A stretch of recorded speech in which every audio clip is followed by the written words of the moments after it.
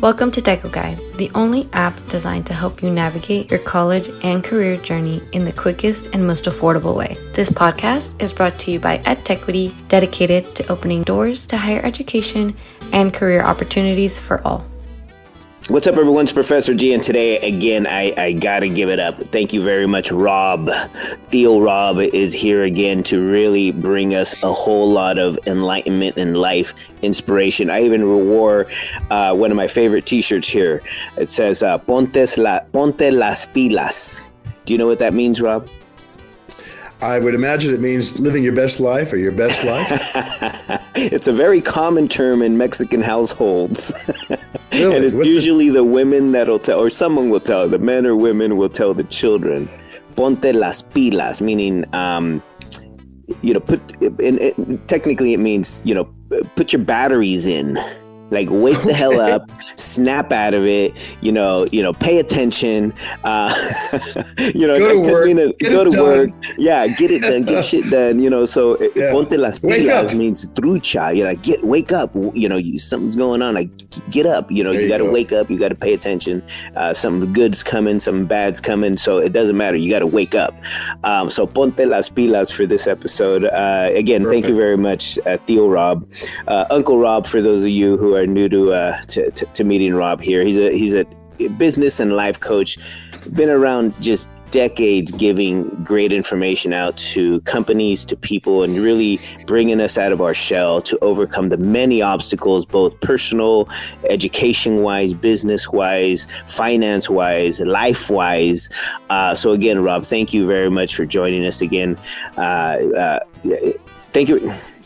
So again, Rob, thank you very much for joining us, and let's jump right into this whole set of series that we have on life and on overcoming those obstacles. So Rob, take it away. I appreciate that very much. I love doing this. The way that I got into this, I started off my career in 1973 in the That was before business. I was born, Rob. I hope you know that. Well, I was married at that time, okay? So this year we celebrate our 53rd wedding anniversary. Congratulations. So, congratulations. 53 years. That's incredible because I hear that the divorce rate is easily 60%. Right. Easily. Well, we got married in 72. Higher. 1972. Wow. So, and here's the deal. I didn't know what I was going to do as a career. We got married. I wanted to start a career. I wanted to raise a family, all those things. So I got into the insurance business even before I graduated college. I just jumped right in, right? Mm-hmm. And I found myself in conversation with people that own businesses. That was the deal. Mm-hmm. And oftentimes they would listen to what I had to say and they wanted me to help them perform better in business. Well, that carried on, and I did that for a number of years. And then ultimately I got into the consulting business. I would advise businesses that had issues and problems and conflict and so forth, right? And I would help resolve those issues. And I had to learn a lot about life and a lot about communication and relationships and so forth. And you learned a lot about the owners, right? And their companies and their purpose and their missions in life. See, that's the point, really, honestly, Mauricio. So what would happen is businesses would fall apart in some manner, right? They were going well, and then they didn't go well. And so what would happen is I would come in, and I would be brought in to address one single issue. Maybe they owed the government a lot of money. Maybe they had... Hey, I'm about to run out of money, Tío Rob. What can I do? Exactly. Right? So as I began to solve the business side of these equations, I also had to solve the personal side of these equations. What's going on? Why is this? And in every single case, there was conflict in maybe the marriage. There was conflict in the relationships with their partners. There was conflict in it was all interpersonal relationship. One guy got a bruised ego. So what you're saying is what the people are going through spills over to all of their companies that they've approached you with, right? So they didn't approach you with their personal problem. They approached you with, hey, I got a business problem that I need help. And you're through all the hundreds of people you've worked with, you've learned that it stems from the personal stuff. Exactly. And we gotta deal with that. So the symptom, if you will, was a failing business. Mm-hmm. That was the symptom, or a lawsuit, or owing money, or whatever. That's the symptom. But if you're going to cure the problem, you have to cure the underlying problem as well. So I began to get involved in that. And that gave me that's why I became a life coach, because I wanted to help these people understand what they themselves were doing, what barriers in their personal and interpersonal relationships they were having that was causing them to behave in a manner that they didn't intend to. That's interesting. Okay, so now I'm getting a real good history lesson here. Is you first started off as a business coach, kind of as part of your business, and you start helping all these people, and you're starting to put two and two together and realize, oh my God, it stems into life. So that's where that life coaching comes in. Bingo. And it could be health. Yeah. I mean, there was all kinds of, maybe these people had cancer, maybe they suffered from a disease, maybe somebody in their family had sick, whatever the thing might be. There are issues in your life that can have a dramatic influence on the outcome of the life that you're living. Okay? So in my own life, I began to realize this in my own life. Like, if I didn't get my shit together, I was going to have issues in my marriage. I was going to have issues in raising my kids. I was going to have issues in my community, and so forth and so on. And along the way, I was eating like crazy. So I got to be over 300 pounds. Ooh. Right? Because you're not 300 pounds. I can look at you now. No. I lost You're pretty darn healthy. So I had to change everything about myself, because I was realizing in myself what was problems with that my clients were having. So because you had similar problems. I mean, everyone has problems. Let's just be real. Yeah, everyone has trauma. Everyone has problems. Everyone has to live this thing we call life, right? And we're here to help you kind of figure out how to live the best part of this thing called life, right? By overcoming these problems. So you've overcome yourself quite a bit of problems. You name it. I mean, gambling, drinking, drugs, eating, just whatever it might be. Medicating, whatever it may be. Yeah. Not good. So I developed a skill set as I began to say, well, wait a second, man, Rob, why don't you help yourself first? Why don't you get your own shit together first? So I began to dig into it, totally dig into it. And I spent, the last, let's say 10, 20, 15 years of my life, not actively involved as a business or life coach to others, but working on my own life, learning how to live a healthy lifestyle, learning how to have effective interpersonal relations wherever I went. Okay. And as I began to take those lessons, and I went to 2 years worth of classes to educate me in a lot of these things. Plus I spent 15 years learning all about how to live a healthy lifestyle, became a certified trainer. Yourself, right? Because you were eating wrong. You probably weren't working out or doing anything. So, I mean, I learned how to bake. Okay. I bake whole grain, sourdough products of all kinds. That's the foundation of my diet.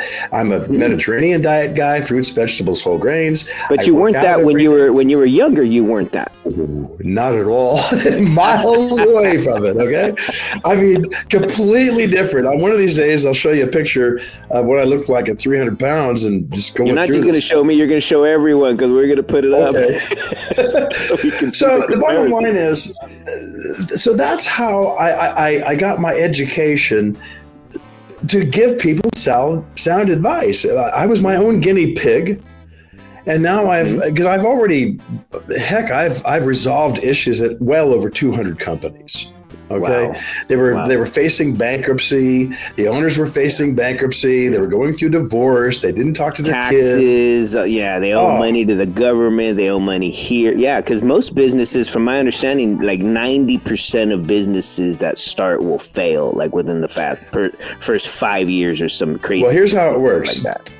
Very specifically, 80% of businesses will be out of business by 5 years. And those that survive 5 years, 80% will fail again during that next 5 year period. So if you can make it 10 years, you're going to be good. And so the bottom line is, you've got to understand what reality is in your life. You have to address it and embrace it and say, oh my God, that's what I'm doing badly. That's what's holding me back. So it's that self-admission, self-awareness that's critical.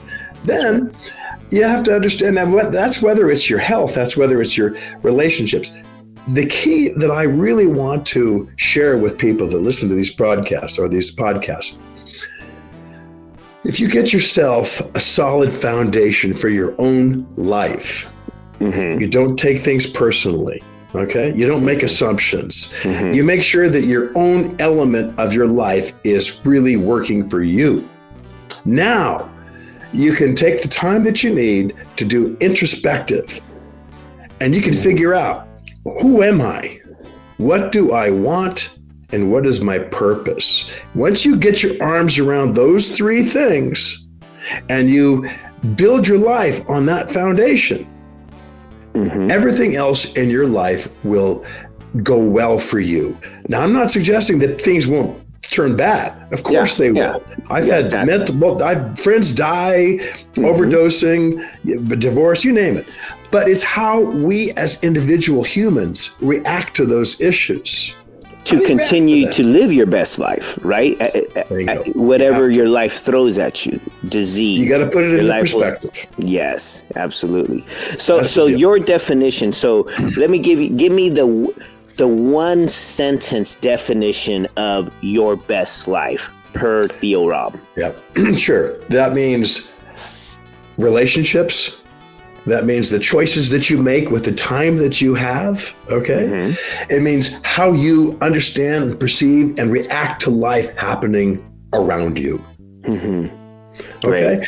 You get your arms around those things, and now you're going to be a student of your own life for the rest of your life. I guarantee you that every single day in my life, and I'm 73 years old now, every day of my life, I learned another aspect of my life that helps me live a better life. Wow. So I'm hearing a lot of things here, Rob, because, I've been a college counselor for 25 years. And, before that, I was kind of like, I wasn't a counselor, but I was a janitor, but I was also, the middle child. So I kind of had to do the counseling amongst my brothers and sisters, where I totally failed. But I think I'm a much better college counselor than I was to my brothers and sisters. And I think, I heard a few things that you said, that really resonated. The one thing was I had to learn who I was. Exactly. Like literally do a self-reflection. Who am I? What am I? Yep. Right. What do you want? What do I want? Why am I here? What is this? Right. Everything. I had a list of so many bad things that were happening in my life. Right. Just a list of 100. And they were just more and more, right, as a young man, just trying to overcome obstacles one at a time. But that list was getting longer because I didn't really see myself as a person that could cause the change. Well, and you know something, Professor? The root of all of those issues, right? The root of all of those issues can be tied back to like maybe 2 or 3 things. One, something's gonna happen to you, and you're gonna take it personally, right? Some guy's gonna flip you off in the car. Somebody's gonna cheat you. Somebody's gonna do something to you that they're gonna influence you in a negative way, and so you're gonna react to that bad thing that's happening to you from somebody else. So I would react negatively. I would react violently. I would react negatively. I would react with anger. Right. And that's how I grew up, and to me, that was normal. Wait, guess what? I did too. Okay. Different version. Okay. Different set of circumstances, different neighborhood, different people, different color of people in my neighborhood. But it was the same behaviors. It's the same type behaviors, right? Wow. Exactly. So the first thing you have to do is you have to understand, you know what? Time and choices. We all are given the same amount of time, period. I don't care what happens. You got 18 awake hours in the day, 19, 17, that's now I'm awake. What am I going to do? Now, what choices am I going to make all during the day? What choices am I going to make about what goes in there? What am I putting in? How am I eating, drinking, drugs, whatever? What choices are coming out of my mouth? What am I putting into my brain? What am I putting into my files in my head? Okay. So all these things are perspective and the word paradigm. And the paradigm is an overall view of it's your interpretation of what you're seeing. That's your paradigm. Okay. My perspective. Great word. Right. My your perspective. I'm seeing something. I'm looking outside, I'm looking around, and I'm going to react to what I'm seeing. That's my paradigm. Could be right, could be wrong, but it's your paradigm. Okay? Mm-hmm. So among the tools that you've got to use is you got to prepare yourself to say, okay, look, I'm going to embrace my own personal foundation to say, look, I'm always going to be impeccable with my word. What comes out of my mouth is going to be the truth. Honest, no bullshit. Just I'm going to be honest. I can joke around, but I let people know I'm joking. Yeah, but the reality is, I'm not gonna purposely lie to people. I'm not gonna purposely, because when you're lying, people. Right? I don't want to con anybody. Yeah. Yes, I don't want to con anyone. I want to be impeccable with my word. Yeah, I'm not going to lie to. I'm not going to lie to myself, and I'm not going to lie to others. Okay. Mm-hmm. Number two, I'm not going to take things personally. You know what? Somebody that I wanted to do business with or have a relationship with, whatever, they're having a bad day. Okay. Mm-hmm. There's some shit that happened to them that morning and they don't like it, and they're going to take it out on anybody that they run into during the day, whether they're in their car, whether it's at work, whether it doesn't matter. They're having a bad day. Sometimes your kids are having a bad day. Shit, I had a bad week. This week was not that good. Well, and so you wonder. But you're right. I can choose to take it out on my kids. I can choose to take it out on my significant other, right? And often we do, because that paradigm is so interwoven that we attack those people close to us when shit hits the fan. It overflows. Your emotions, your anger, your reaction to things. I don't care who it is, man. I'm going to kick the dog. I'm not happy. So not taking things personally, not making any assumptions. That's hard. That's hard, Rob. Come on, dude.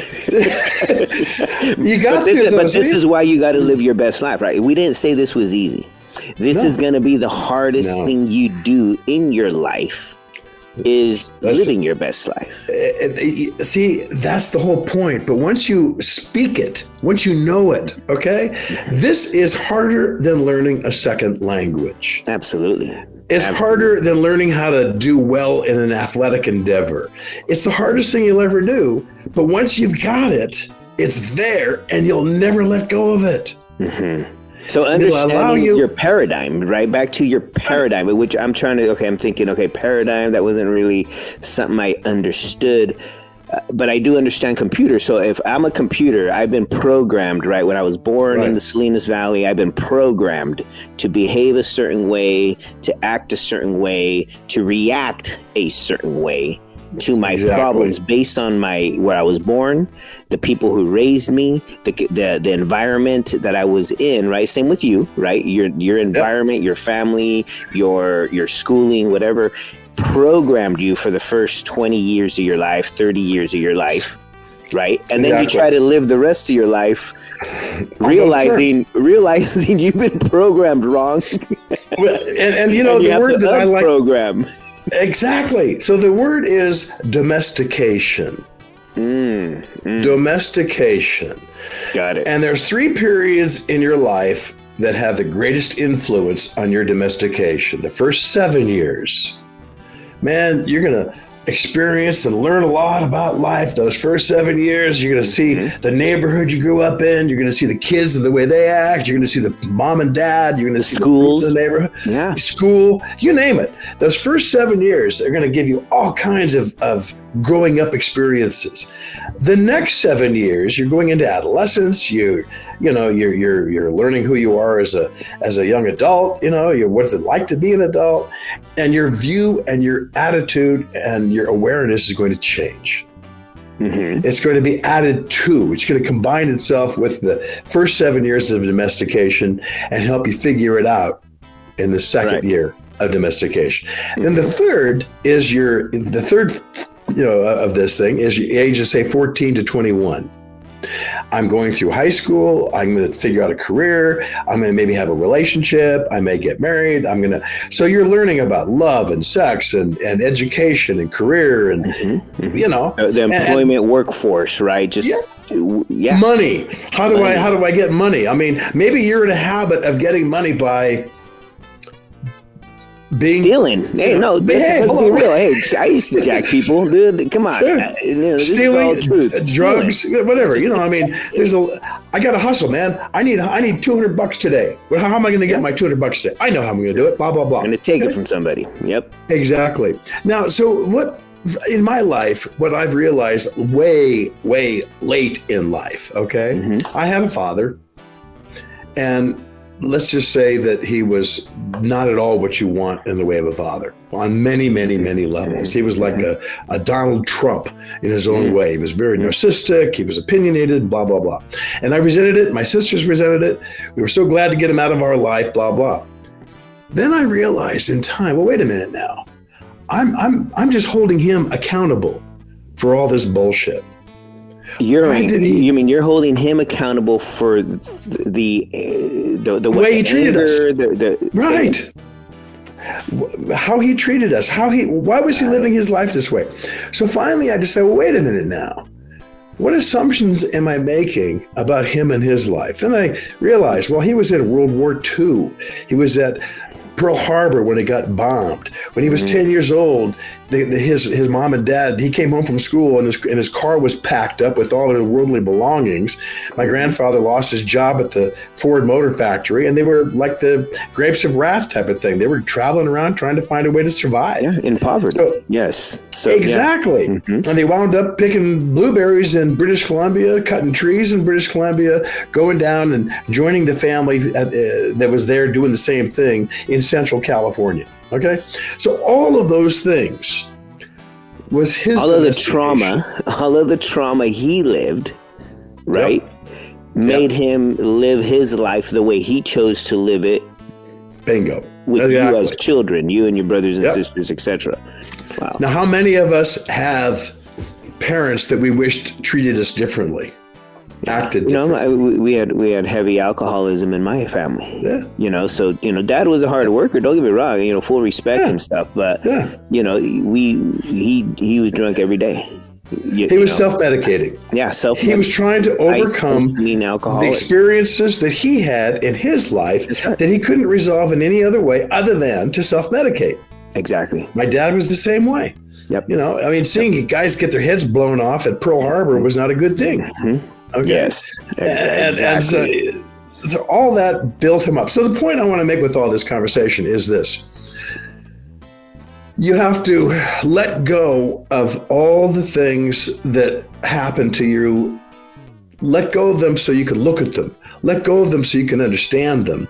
Let go of them so you can see what was going on with the other person. They're having why they are what they are. Look at your own way of being. Look at the choices that you make. Look at how you're going to react to bad shit happening to you. It happens to all of us. Okay? And so my life was one of self-medication. My choices were food, a little bit of drugs from time to time, things like this.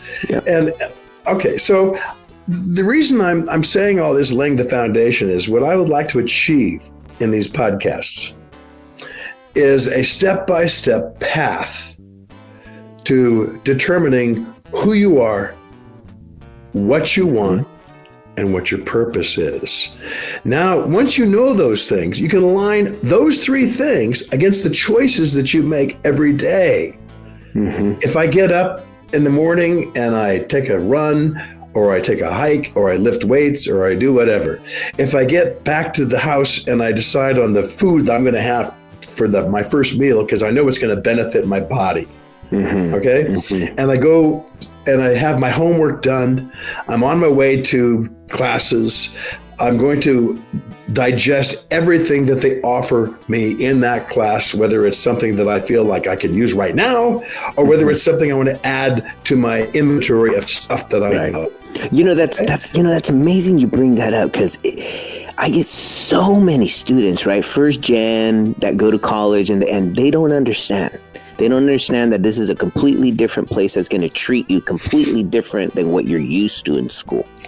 Right? Exactly. And a lot of them come in with this mentality that, and I used to have it too. Not gonna bullshit you. When I first started college, I had the same mentality: is this place isn't for me.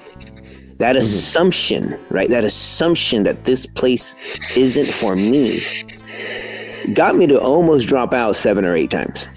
Exactly. So that's the purpose of these of this podcast, is to prepare the individual going down this path. I don't care whether they're 17 or whether they're 47. Okay. I didn't really get all my shit together till I was in my 60s. Really? Okay. You were helping people get their shit together. You were helping others get their shit together. But I wouldn't need it myself. Okay. So literally, don't we all do that, right? Don't we all do that? Yeah. I tell my students, get A's. I never got an A. I got F to A's. If I was interested in the topic, I got an A. Yeah. No problem. Yeah. If there was something I didn't give a shit about, I got an F. Okay? And that's terrible. I would aspire to a D- so I can at least get course credit. Okay? I often say nowadays, C's get degrees. So make sure you get at least the C. Yeah. But see, so if you take these podcasts and you embrace or digest what I'm sharing with you, but based on what I've learned. Okay. I've learned these things through books. I've learned these things through personal experiences. I've validated them through one-on-one experiences with literally hundreds and hundreds of people. I validated these things with hundreds of businesses. That's right. Right. And when I go into a business, it's not just the owner that I'm visiting with and trying to straighten his shit out. It's all of his employees. I'll meet his director of personnel. I'll meet his production manager, whatever. And they'll vent to, now they got their problem. They're saying, oh, this guy, man, he's an asshole, blah, blah, blah. He doesn't listen, and that permeates through the entire organization. People like, right, because a company has like a personality. It kind of becomes a culture, right? Exactly. It has behaviors, and it's like if you zoom out and take a higher level look, you realize it's kind of like a person, right? Exactly. All these different areas can have dysfunction because of the behaviors of the people inside. And so back to setting that foundation, right? I think, whenever you talk to me, it's always like, hey, dude, it's one at a time. Exactly. Right. No, that's it. It's like, what's that saying? How do you eat an elephant? One bite at a time. Okay. It's going to take you years. I live up in the forest. You've been up to my place. I live in a forest. It's absolutely gorgeous. Amazing place. So like serenity. Exactly. This is exactly. You wake up and it's like peaceful. I know. I keep looking outside because, God, man, the like, what am I doing inside? Trees. So you get up and you're prepared in life to say, what do I need to work on today? Okay. So in my life, it took me years and years to figure out how to overcome bad habits, how to replace bad choices with good choices. Okay. Now I'll share something with you. I'm having an ongoing relationship issue with my son. I love him to death. He's in his 40s. And he's kind of like where I was in my 50s. He's overweight. He's health issues, blah, blah, blah. But he's a lot better than I was at that point. But the point being, we had a conversation just the other day, and he says, look, Dad, you're making the assumption that people actually have these choices. No, we don't. I mean, we're just living our life. I said, you know what? I cannot disagree with you more. Every time I take a bite of food, every time I take a drink of water, every time I react to something or I want to embrace something, I have a choice. Yeah. Okay? I have a choice of what I'm going to put in my mouth, what I'm going to put in my head, what's going to come out of my mouth. Those are all choices. Now, if I build my choices on who I am and what I want and what my purpose is, I can select those choices and just go through the steps that I have to go through to replace the bad choices with good choices. Right. And that's it. Right. It's one thing at a time. Okay. So we're going to go, these podcasts are going to go into what are the best choices? I had a discussion with somebody last week on diet. Okay. Mm-hmm. I said, well, it's not that hard. The first thing you have to do is you have to decide what ingredients your body needs to thrive, to be really healthy. I know that. Okay. And the second thing, and trust me, you're telling a Mexican guy, a Chicano, food. I get it. Well, our morning starts with pan dulce, which is sugary sweetbread. Yeah. Okay. Well. And coffee, So the first thing you do, loaded with as much sugar and cream. So it's that mindset. You're absolutely right. It's from the moment you wake up. Exactly. You have to decide. You have control, right? No one else has control. You have control. No one's putting the stuff in your mouth. You are. What am I going to change today? So Rob, I hope you feel a little proud of me. What I decided to do, we've had conversations about nutrition and stuff, is once you learn that, the fuel you put into your mouth dictates how you feel. Exactly. All day and the rest of your life. Exactly. Right. So if you feel like shit, it's usually because you're eating like shit. Bingo. And it's going to affect all kinds of things. So the first thing you have to do is you have to decide what ingredients your body needs. Mm-hmm. Okay. And the source of those ingredients. You want them to all be good choices, the health. So this is what I'm going to put into my body. The next thing you've got to watch out for is, how is that food prepared? How are those ingredients? The next level, right? Yeah. First is let me cut out some here's shit. My shopping list. Yes. And then there's a deeper level. Okay. So if I'm starting off new to this, right? Hmm? Then you start off easy. Yeah. So don't try to hit a home run the first time. You're up to bat for the first time ever, right? It's right. Okay, what am I going to do first? So someone like me could potentially say, okay, I love coffee. And I used to load it up with a bunch of other shit. Ooh. Well, that's not coffee. That's sugar. No. All the extra shit is sugar. Right? Exactly. So then I had to convince myself and say, okay, if I'm going to say I love coffee, I'm going to love coffee, right? Or if I think I need coffee, right? I'm drinking coffee, which means black, right? Or milk. A little bit of milk, right? Something, right? But straight up, it doesn't need 15 pumps of this, 6 pumps of that, all this other stuff. So start with that, right? And slowly start cutting out the bullshit, right? Because now you're being more truthful with yourself. I need to eat better. We all need to eat better. All of us. So why do you think the cancer rate is so high? Why do you think the diabetes rate is so high? Why do you think our kids in America are literally the fattest kids in the world? Right. No. So the steps are this. What ingredients go through my mouth? How are those ingredients prepared? And then third, how do I make myself elect those healthy choices and not 15 pumps? Yeah. So there's 3 things. What's on your shopping list? How is it being prepared? And how am I going to eat this stuff and not that stuff? Right. And that first choice, that first thing you fix is so hard. None of it's easy. It is the hardest. Why? Because remember, you've been programmed like a computer to enjoy that. Sure. Right. The marketing of our food industry has done that. Yeah. Yeah. I mean, when I was a kid, I'm going to sing you a tune from my childhood. Okay. Mm-hmm. Oh, the pops are sweeter and the taste is new. They're shot with sugar through and through. Kellogg sugar corn pops. Sugar pops are tops. Okay. Sugar. But they threw the word corn in there. Oh yeah. So you think you're eating, healthy corn, when you're really just eating sugar. So really, it's that changing that one thing at a time. Right. Once you take control. So I had to take control of my coffee intake, right? I had to take control of okay, if I'm going to drink coffee, it's going to be just straight black from now on. I don't need all the extra pumps. It took me a year to get to that.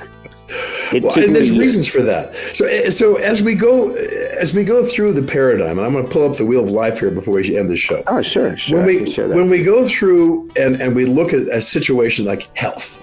Okay, health, great. Well, health is multidimensional. There's three main things with good health: diet, exercise, and rest. Those are the three things you got to master. Now, they're not easy. Food is not easy, okay? How to prepare it healthily is not easy. And how to make the choices to ingest that is not easy. How do you get those new habits? Well, the same thing is true in other aspects of your life. Relations, finance, your career. Let's pull that up. There you go. Okay. What is this, Rob? Tell us. Yeah, this is what we call the wheel of life. Imagine, if you will, take, for example, business career at the top there, right? Okay. On a scale of 1 to 10, right? How would you rate your feelings, your success? How would you evaluate what you're doing? Maybe it's a 6. On finances, how satisfied are you with your financial life? Maybe that's a 4. On health, maybe, you're smoking, you're drinking. I gotta stop smoking.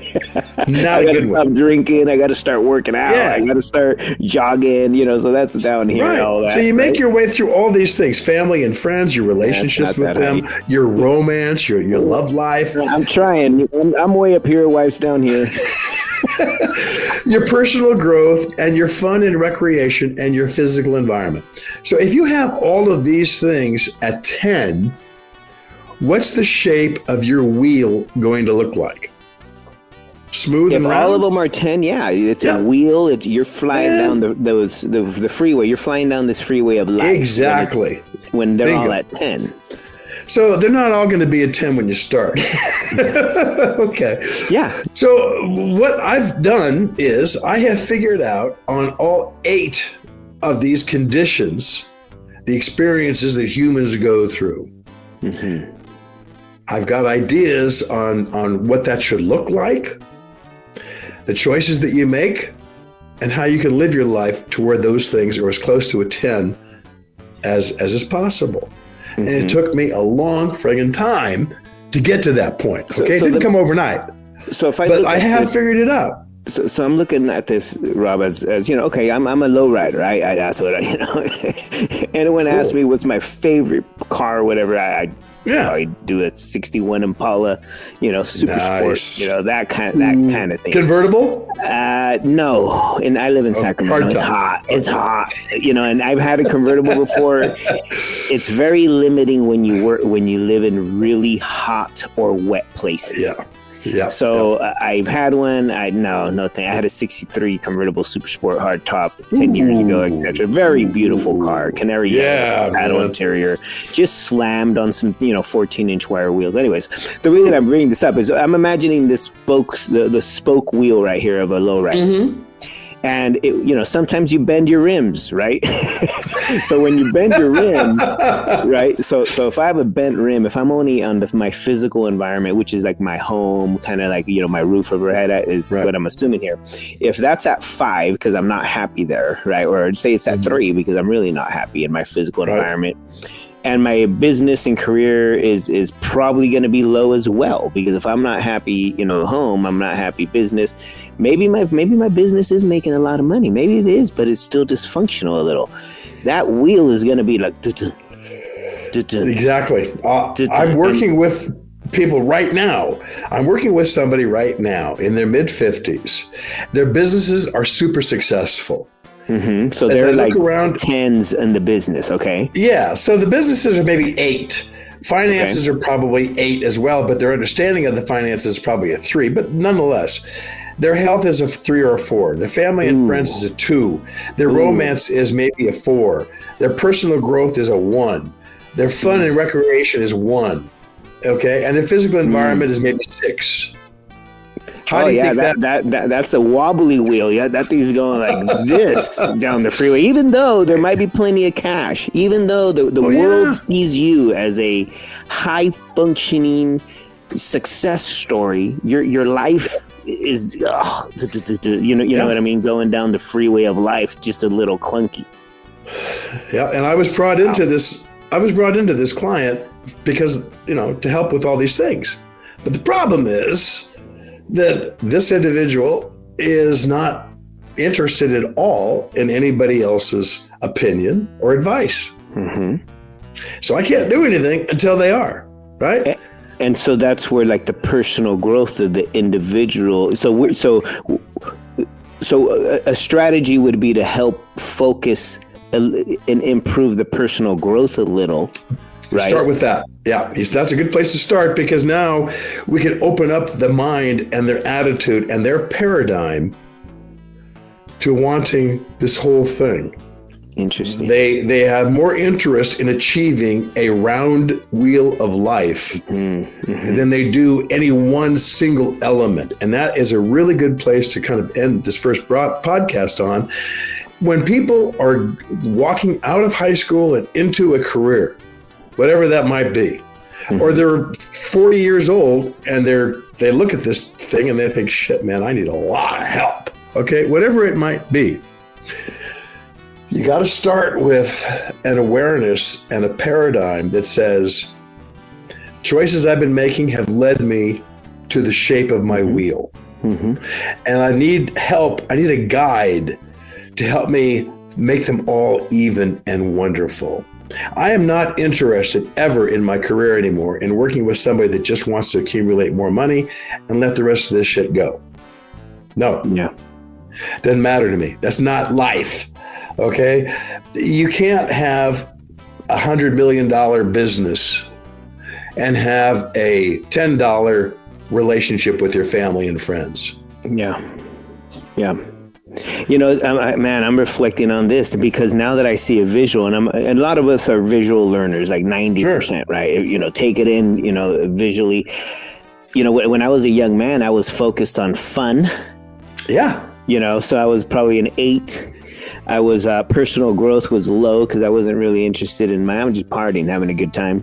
Sure. Romance. What I thought was true romance was not romance. It was just, sex. Yeah, just sex, and that's not real romance. So I wasn't growing there at all. Family and friends, I was avoiding all of them because I was, in college, and I was trying to be this independent guy. But only this half of the circle I would hit like 5 or 6s. Everything else over here was low. Yeah. Like a 1-2. And so my finances were always low. You know what I mean? Right. My health was always low. Business, even less, right? And so there were some really tough times in those years. Oh, yeah. And it was because my wheel was... Yeah. And now, you don't have to... I don't know if you have to be at a 10. What if you're at like 6s all the way around? It's a start. Then you can look at that thing and... Yes. Right. So that's the whole point. I mean, the thing that I want to really emphasize more than anything, and I'm thinking that the people that are watching this podcast might understand this, and that is this. Having a career or having business involvement that makes you money, a lot of money doesn't necessarily fill in any of these other categories, right? That's right. So if you want to say, look at, well, what makes the most money? Well, I should be a lawyer, or I should be a engineer, or I should be a software engineer, or whatever that might be. That's where I'm going to make a lot of money. Fantastic. Great. But that's not your goal. Okay. Your goal is to have a evenly divided and running wheel. And if being a software engineer is not what you are all about, maybe you should be a priest. Mm-hmm. Maybe you should be a musician. Maybe you should be cosmetologist, an artist, a business person, something, right? Just don't just your go finances. For the box. Your finances will be up here, but everything else might not. Have you ever seen a bumper sticker that said, "He who dies with the most toys wins"? I haven't seen that bumper sticker, no. Okay. Well, so I've seen it a lot in the Bay Area when I was a kid growing up. He who dies with the most toys wins, okay? Absolute bullshit. Yeah. Total bullshit, okay? He who dies with genuine happiness and satisfaction for what their time on this earth was achieving, that's winning. I don't care what your bank account is. I don't care about that. It doesn't. You can easily spot that at a funeral, right? Big bank accounts, small amounts of people. right? Exactly. The lowest bank accounts, the church and the overflow room is full. Exactly. It has nothing to do with money, right? Nope. Money is part of the wheel, but one of 8 different things that can lead you to a better life. Now, Rob, Absolutely. you mentioned some agreements earlier. I want to emphasize that and give credit for that. It's the 4 agreements. So can you tell us a little bit more about that and who created it? And we will have an episode on that where we break down the 4 agreements very clearly for the audience. So go ahead, Rob. Sure. So about 10 years ago, I was attending courses in life management and in living my best life. I wanted to really understand these things so I could advise to others. And the first book that we studied was Don Miguel Ruiz's book, The 4 Agreements. He's my age, by the way, which is interesting. And he has a tremendous backstory. He was in Mexico. He was essentially clinically dead for some period of time. And the Toltec people came down to him and gave him some messages. I didn't know Toltec. Okay, I knew Aztec, I knew Inca, but I didn't know Toltec. But they did. And so the 4 things they said, you need to live your life with these 4 conditions every single moment of your life. You need to be impeccable with your word. Tell the truth. Don't con people. Let your word stand. Don't make assumptions, because you never know what. Many of your assumptions are going to be wrong. Okay. Don't take things personally, because you're not as important as you think you are. Okay. And then finally, always do your best. And that, what is your best? What's the best I can do today with what I've got today? So that book is just an absolute great way of organizing your life. I've taken that book and I brought it into companies that were having drama issues. They were having, little conflicts here and there and so forth. And every Friday we'd get together for 4 weeks and we would discuss one of these 4 elements. We'd do it during the lunch hour.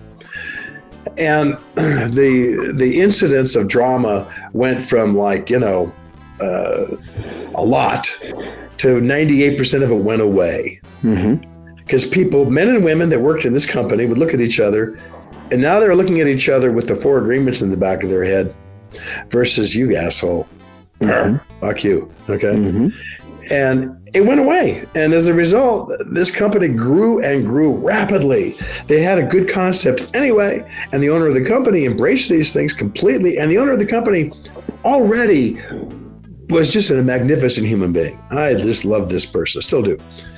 And so when he invited me in to come and talk to his people about these things, everything changed. I mean, he doubled the volume of his company, blah, blah, blah.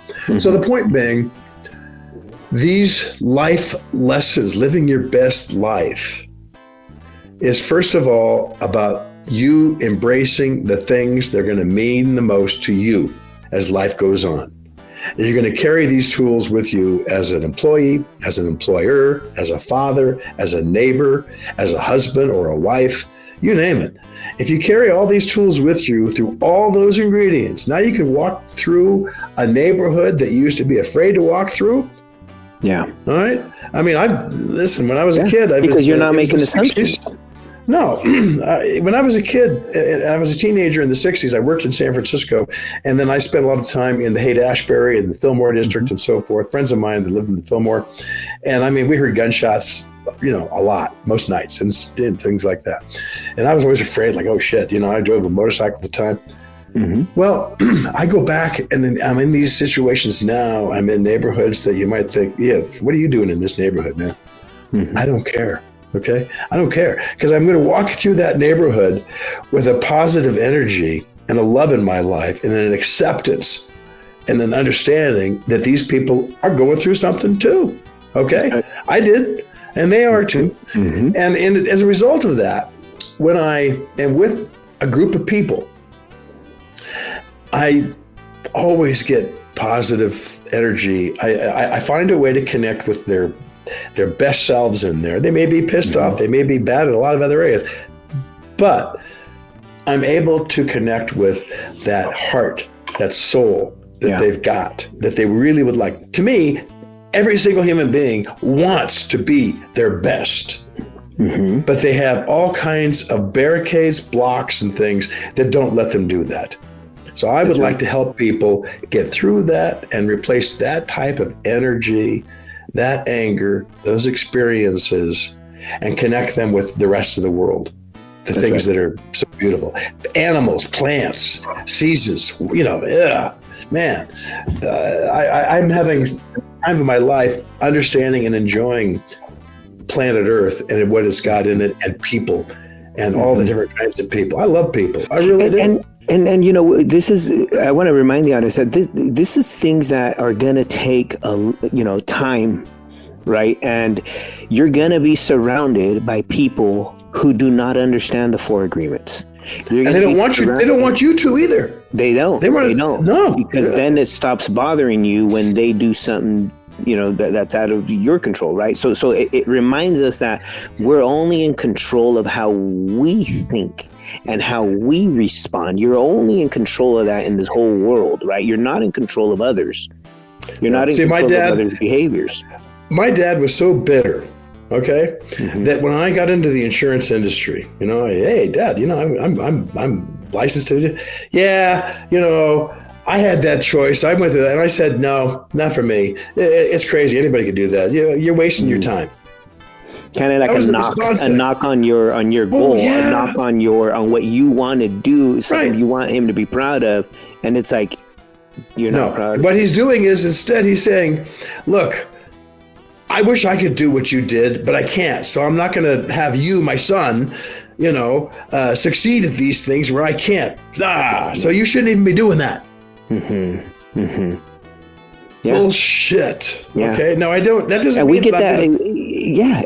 But that's just one instance of thousands. Oh yeah. Where it occurred, right? Exactly. So very similar to my life, very similar to our listeners' lives. Is you're around a lot of people that have been programmed by their environments. Yeah, and they're defending it. Families, and they're defending it like crazy. And so if we learn about the 4 agreements, right? If we learn about what Don Miguel Ruiz wrote about, right? The impeccable word, that takes a lot of practice.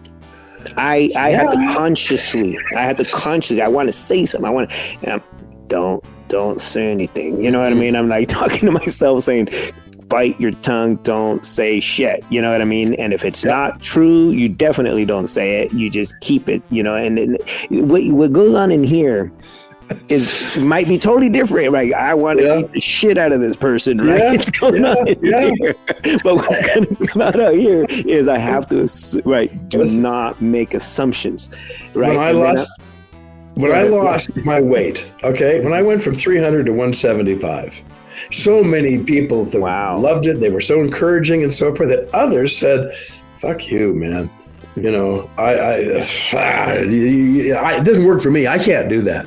Or, because everything has to change at that point, right? I go to someone's house and I don't eat the same stuff anymore. And I don't drink the same stuff anymore. And I don't make these same choices anymore.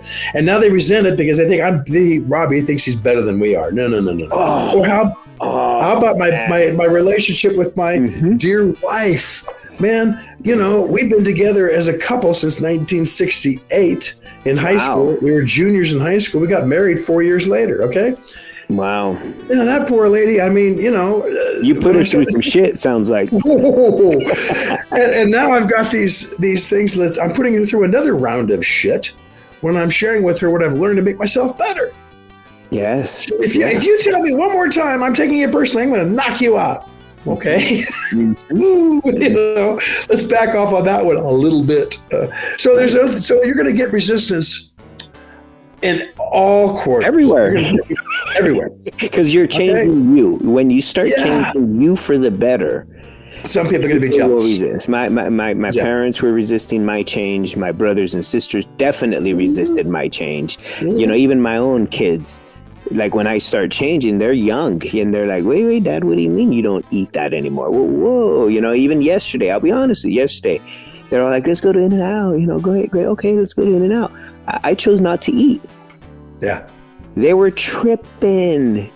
Yeah. They were. I can't tell you. I'm sitting there going like, okay, I'm not gonna eat. I don't feel like eating like this kind of food, right? And it wasn't I wasn't trying to be mean but some people took offense to that. Sure, of course. Right? See, the thing is this, Mauricio. People mistake pleasure from happiness. Pleasure can make you happy at the moment. Okay? That's great. This burger, oh God, this is going to be good. Blah, blah, blah, blah, blah. Okay. But if you did that a lot, or if you didn't do it, and then it's going to take happiness and turn it into trouble and pain. Yes. Okay. Same with my digestive system, right? The fat cells that I'm accumulating. Yeah. So you got right? My heart. Alcohol. We got high blood pressure in our family. Yeah. Heart attacks in our family. I'm like, I'm trying to squeeze out a little bit more life juice. Yeah. And for me to do that, I have to change some of my behaviors. You've got to look at the things that are giving you pleasure and decide, is that pleasure going to lead me to damage, to unhappiness? Mm-hmm. Or is that pleasure going to lead me toward a better life and really solid happiness? Yeah. Nothing wrong with pleasure. But you have to understand the difference between healthy pleasure and pleasure that can potentially harm you and those that you love. Right. So to end this, Rob, these are all the I know you're to end this for our first episode on this is, you're all about affirmations. So give us one tip that our audience can begin to use affirmations to cause change. Okay. So let's take the example you just used, In-N-Out Burger. Okay. Mm-hmm. So if you know that your family and your friends and so forth they all want to go to In-N-Out Burger. It's going to make everybody happy, but you don't want to. And you don't want, so you have to phrase it like this. You say, I'm going to make choices that make me happy and healthy in my life. Mm-hmm. And I realize that some of the choices that are pleasurable are not healthy and happy. And I realize that it's going to have a negative impact on some of my relations if I decline that version of pleasure. Mm-hmm. So I'm going to be compassionate, and I'm going to be wise, and I'm going to make my choices and make it so it's not putting pressure on everybody else. So you might just take that thing that you want changing, and you identify what it is you want changing, the consequences of not changing, and the benefits of changing, and embrace those that you care about and love, and understand that the experience is not going to be smooth. Mm-hmm. But if you give it some thought, you can make it smooth. Yeah. Instead of giving in to, which would have been the easy part, right? Yeah, just give me a double. Yeah. right? With, soda, add fries and ketchup to that, because the opposite is just give in. Well, yeah. Right? So you can't do that. That's the other thing you can't do. I mean, just replace a double with a shot of heroin. Mm-hmm. Mm-hmm. Yeah. It's I mean, it may not be the same level of intrusion into your body, but it's just as important. I can tell you, I was a horrible type 2 diabetic. I had heart disease. I had high blood pressure. I had cholesterol. And I was going to be gone. And you and I would not be having this conversation if I hadn't changed my life. I would have been gone by the time I was in my 60s. Yeah. Okay? Now, I'm going to be 90 plus years old before I kick it up. It ain't going to happen. Let's try to push towards 100 there, Rob, okay? All right. But I'll be happy to make it. My goal right now is to make it to 2042. Okay. 2042. I'll be married 70 years at that point. Oh, wow. I'll be 92 years old, or 90 years old, I should say. And I can do that. I mean, and I don't want to do it. Yeah. Well, 2042, man. I'll be there. I know you will. You can be one of the guys that says something. I'll be there at party with you. But but we won't party like we would have done when we were 20. We're going to party a different way. Well, Rob, I can tell you, I appreciate this so much. It every time we get together and we talk about these things, it helps me in a way that I can't really even articulate. It helps me understand the reservoir of these thoughts and these ideas that I've accumulated, and how to organize them in a way that hopefully they'll be an inspiration to others to say, I want to know more about that. Yeah. I want that. And every so episode, I appreciate this. You're welcome. Every episode, I want to just capture that knowledge, right? Because you've been working on this kind of stuff for decades, which means that the wealth of knowledge that our young people and our older people too, but you know me, I'm all about, those college, get people through that education pipeline is they're going to need it, right? Because, the life journey is a difficult one. Let's make it a happy one. Life is a whole lot more complicated and challenging than a course in any college. That's right. That's right. So I want you to be prepared so that life and the life that you're living is not a barrier to your success, but it's wings to your success. It helps you get there. Yep. And the earlier you understand that, and the earlier you embrace that, and the more you practice it, the better you get at it. Don't wait until you're in your 50s or 60s or 70s like I did to learn this shit. Okay? Start learning it now. Awesome. Imagine how good you'll be 5 years from now when you get your master's. That's right.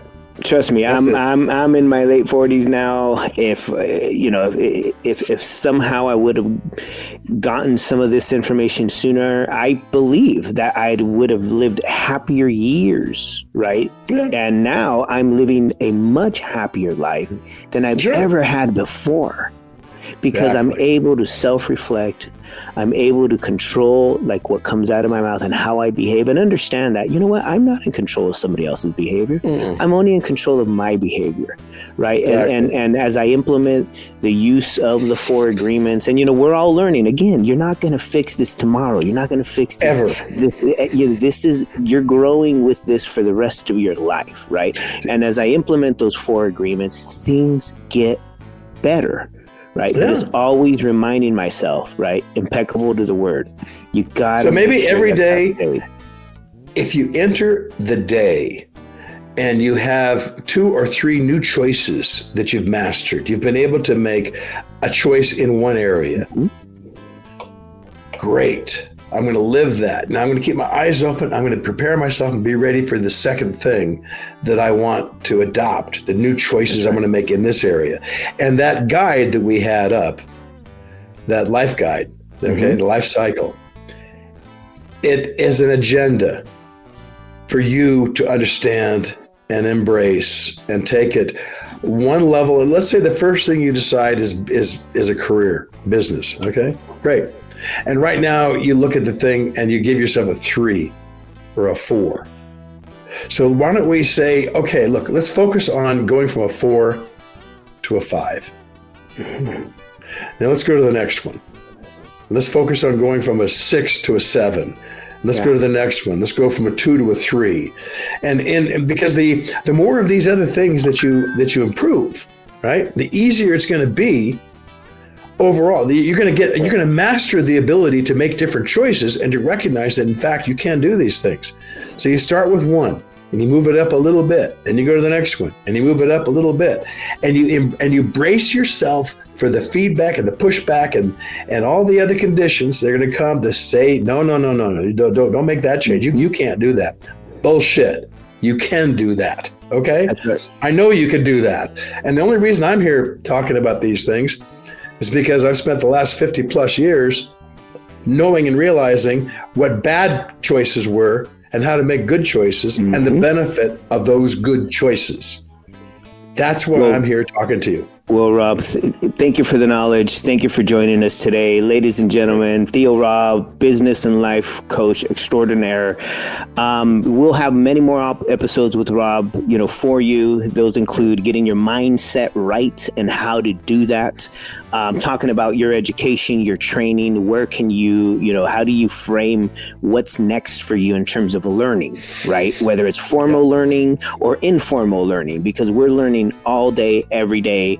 And these will also include episodes on hustles, right? Like, what's your side hustle? You know, how do you generate a little more income? You know, we all got these side hustles, but how do we organize them? How do we keep them in our life to where they become part of the wheel and are contributing to other areas of our wheel? And, you know, one of my favorite that when we get to it in one of our episodes is, how do you fail forward, right? You know, exactly.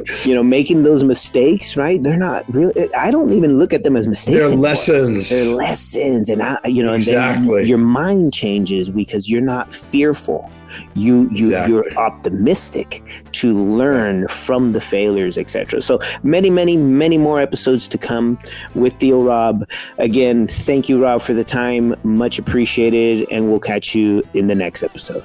I love it. Thank you so much for having me, and I hope that everybody that watches this has gained something from it. And I invite them to come along for the journey, and we'll take it one step at a time. In the future, the episodes will be shorter. They'll be focused on a given aspect of what we want to improve upon, and that could be any of those things that you saw up there. Any of the 8 things I'm prepared to share with what I've learned about how to get those other 8 things really happy for you: finance, business, relationships, education, whatever. Okay. We'll make sure we drop Rob's contact information, email into the description for any of you that wish to reach out to Rob and share please. some of your thoughts. There's some of your ideas of an episode that you may want us to record. Please feel free to send him an email and let us know. Thank you very much, everyone, for listening. Thank you very much, Rob. All right, go in peace, everybody. Huh? Bye-bye. Bye-bye. Thank you for tuning into Techo Guide, the app focused on bringing you tools and content to help you make better decisions about school, life, and career. We hope this episode has inspired you to pursue and excel in your own educational and career journey. Don't forget to subscribe, follow, and share.